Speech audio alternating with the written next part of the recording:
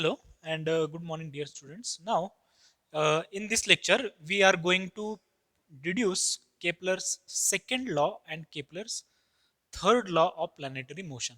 So, first of all, deduction of Kepler's second law of planetary motion. So, statement of Kepler's second law of planetary motion is that aerial velocity of planetary motion is constant. So, we already deduced this Kepler's second law, but just to recall you, we I'm going to derive this Kepler's second law of planetary motion. So, for that, we know that for planetary motion, which is planar motion, okay, so suppose here we have sun and here we have that planet. So sun is represented by symbol s and planet is represented by symbol capital P. This is the r, okay, and this is the theta. Here this is x axis and y axis. Suppose in time dt that planet moved very infinitesimal distance here, uh, and angle is d theta. So we know that this curve having length of radius r multiplied by angle d theta, so r into d theta. So as dt tends to 0, this becomes very less. So here we have right angle triangle. So area of that right angle triangle is 1 half into base, which is r, multiplied by height, which is r into d theta. So in turn out this becomes 1 half r square d theta. So if we differentiate with respect to t, we get dA upon dt, which is equal to, so 1 half r square is constant derivative of theta with respect to time, and derivative of theta with respect to time is nothing but theta dot. And for planetary motion, we know that L, angular momentum, is given as mr square theta dot, which is constant. Now from this equation, theta dot is equal to L divided by mr square. So put in above equation, so we get dA divided by dt is equal to 1 half r square into theta dot, which is L divided by m r square. So this r square is cancelled. So L divided by 2m. Okay, and from this equation, L is constant, m is reduced mass, which is again constant. So this is constant. So in another words, we can say aerial velocity is constant. So how is that for planetary motion? Suppose planet is moving around sun in elliptical orbit. Suppose in time dt, if you take dt as suppose 50 days, in 50 days, suppose this swaps area this much is the area swapped in time dt, which is 50 days. And suppose we are choosing this point, so again in 50 days it will again swap this much of area. So this area and this area is constant, it's same. So every planet around sun which is moving in elliptical orbit swaps equal area in equal interval of time. You can take any region of this orbit, so this area must be equal. So that is the Kepler's second law. Now we are deriving Kepler's third law of planetary motion.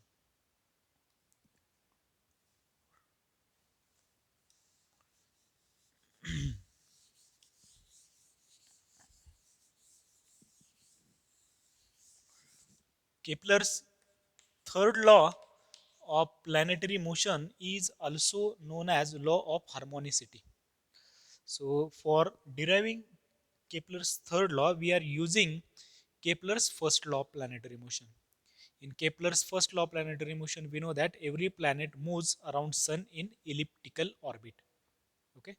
Now for that elliptical orbit, in Kepler's third law, we are taking properties of ellipse means area of ellipse. We know that area of ellipse is pi into AB, where A is semi-major axis, B is semi-minor axis. Relation between semi-major and semi-minor axis as A is equal to B square upon L. L is latus rectum. Okay, so all these properties we are going to consider in Kepler's third law for deduction. Now, from first law, we know that planet moves in elliptical orbit. Okay, so we can show that elliptical orbit like this. So we are choosing focus over here. So this is x-axis. We have to take y-axis at the center. So this is y-axis. So there are two focus of ellipse.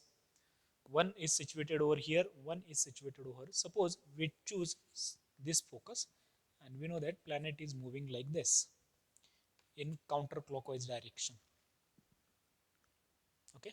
Now for this case, this is the minimum distance. We are calling this as R1 between sun and planet, and this is the maximum distance. We are calling this distance as R2. Now suppose semi-major axis of ellipse is A and semi-minor axis of ellipse is B. So this distance is B, this distance is A. And from sun to, these are two turning points. We know that at turning points we have minimum distance and maximum distance. Okay.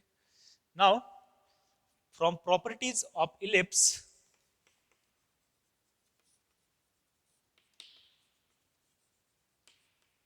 we can write R1 plus R2 as 2A.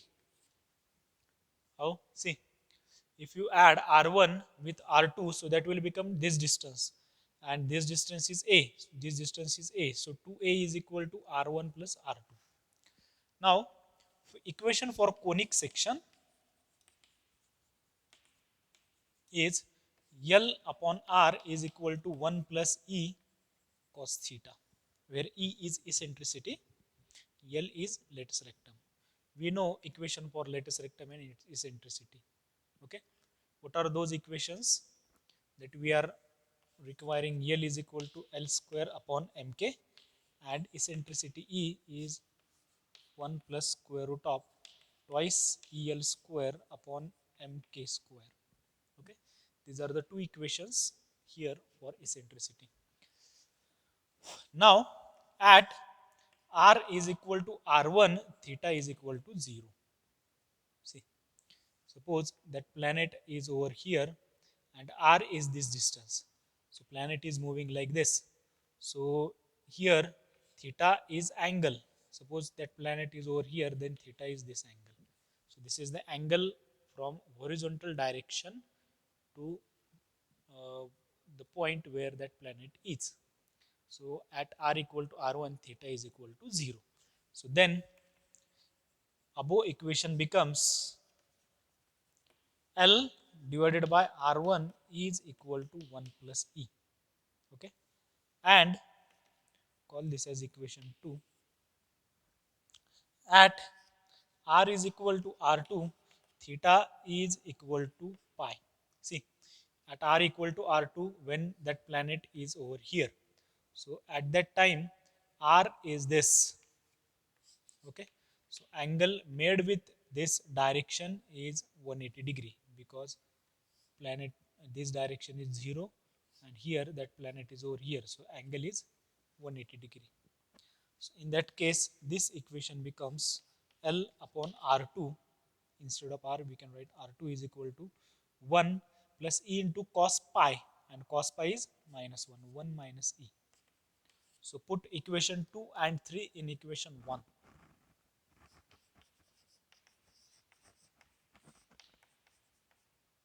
What we will get? R1. So R1 is L divided by 1 plus E plus R2, which is L divided by 1 minus E, is equal to, on the right hand side we have 2a. Now if we do cross multiplication of this equation, so L into 1 minus E plus L into 1 plus E divided by 1 plus E, 1 minus E. So that will become 1 minus E square. So A plus B, A minus B, A square minus B square. On the right hand side we have 2A. So if you do multiplication, so L minus LE plus L plus LE. So we have 2L. Okay. This EL and minus EL will get cancelled. 1 minus E square is equal to 2A. This 2 will get cancelled, and A is equal to L divided by 1 minus E square. So now using L and E square, see, 1 minus E square is equal to 1 minus E is what? Square root of this. If you take square of this, so that will become 1 minus 2 EL square divided by MK square.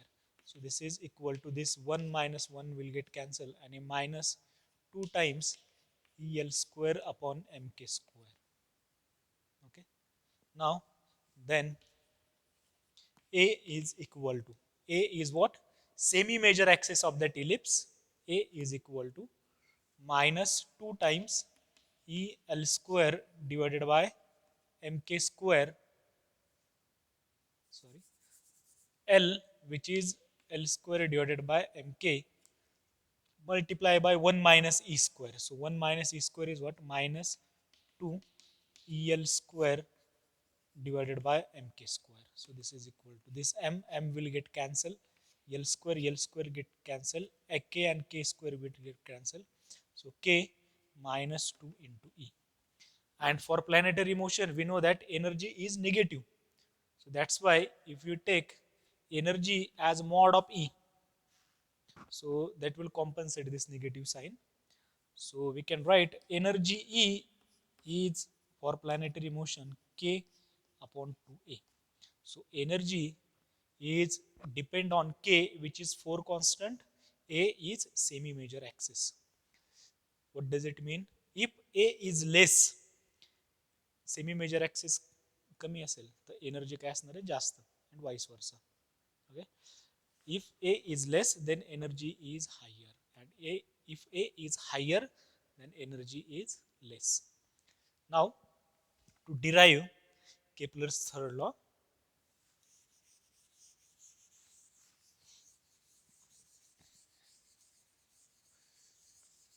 here this equation is relation between energy and semi-major axis. So to derive, we are using fact, that is Kepler's second law.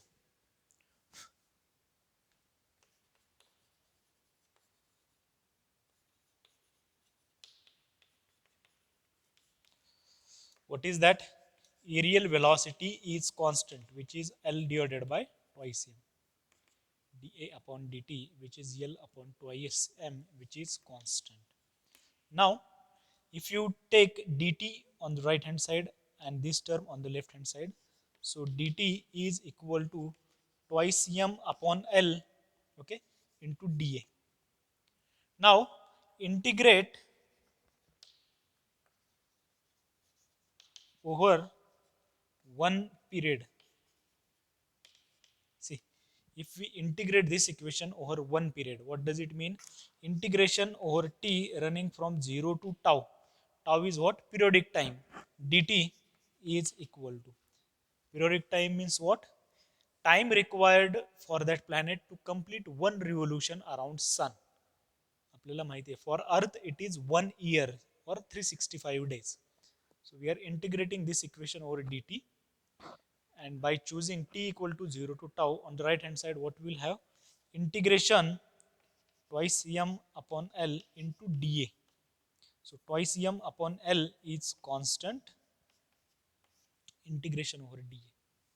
Now for one period, if this planet moves around sun in one complete rotation, so in that case dA is what?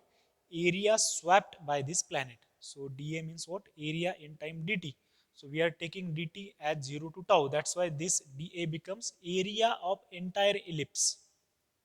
Okay, I think you will get cleared this point. dt हा time काय घेतलेला आहे आपण 1 period साठी time घेतलेला आहे. मग त्या 1 period time मध्ये तो काय होणार आहे, इकडून इकडे जाईल म्हणजे पूर्ण एरिया किती कव्हर होईल, पूर्ण इलिप्सचा एरिया. आणि इलिप्सचा एरिया काय असणार आहे, twice m upon l pi into a b, where a is semi major axis and b is semi minor axis. Okay, so call this as equation number 4. So using relation between a and b, means relation between semi major axis and semi minor axis, as a is equal to b square divided by l. L काय असणार आहे, latest rectum. So from this equation, b square is equal to what, al, and b is equal to what, square root of al. So put in above equation. So we will get, now integration over d tau is dt, and if you put upper limit and lower limit, you will get tau, which is periodic time. So tau is equal to twice m upon l. Instead of dA, we get pi into a multiplied by b, and b is what, square root of al. Now squaring this equation, we get tau square is equal to 4 pi square m square divided by l square. Now this a square, and by squaring this square root term, we will get a into l. So that will become a cube into l. Now again, using value of l, which is semi-latus rectum, notice value of l, which is l square divided by mk. Now this m will get cancelled with this m square. This l square will get cancelled with this l square. Okay, and we will end up with 4 pi square into m divided by k. Okay, into a cube. Now in this equation, call this as equation number 5. Tau is periodic time. So square of periodic time is equal to 4 is constant. This term is constant. M is again constant. M is reduced mass. So reduced mass means what? Mass of planet and mass of sun. K is force constant. So all these terms are constant. So tau square is equal to constant into a cube. So we can say tau square is directly proportional to a cube. So period of revolution of planet is directly proportional to cube of semi-major axis of the ellipse. So this is the Kepler's third law. Now for planetary motions around sun,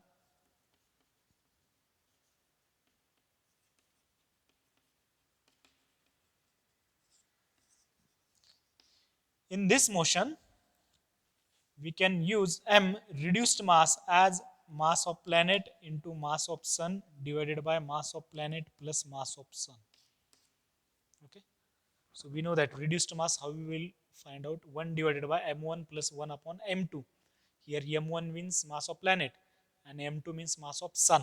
Okay, and k, force constant, is g, mass of planet into mass of sun. Why? We know that force is what, minus k upon r square, but for gravitational force, force is equal to minus g m1 m2 upon r square. Okay, so here if you take mass of planet and sun, so that will become minus g mp into ms. So that's why this term is k. Therefore that tau square becomes,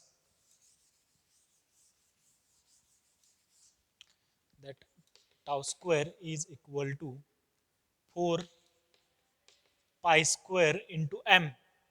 M is what, mass of planet, mass of sun divided by mass of planet plus mass of sun divided by k, which is g, mass of planet into mass of sun into a cube. So this term will get cancelled and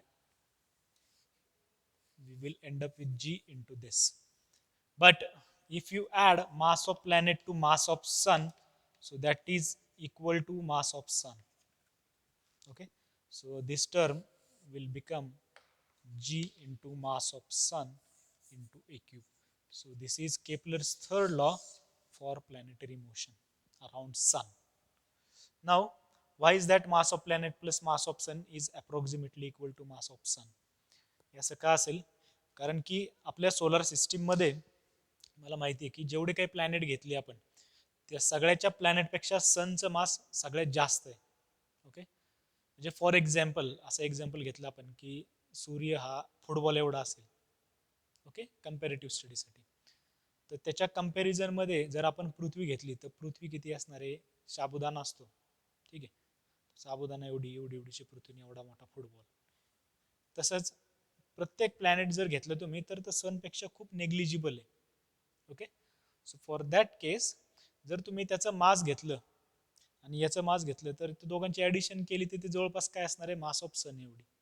okay, so for that case we are neglecting this term as mass of sun and we will get Kepler's third law of motion for planetary motion around sun is this way. So this is very important points. So derivation of Kepler's first law of planetary motion, derivation of Kepler's second law, and derivation of Kepler's third law, and statement of these laws is very very important. Okay, for your study. So with this we stop our lecture over here.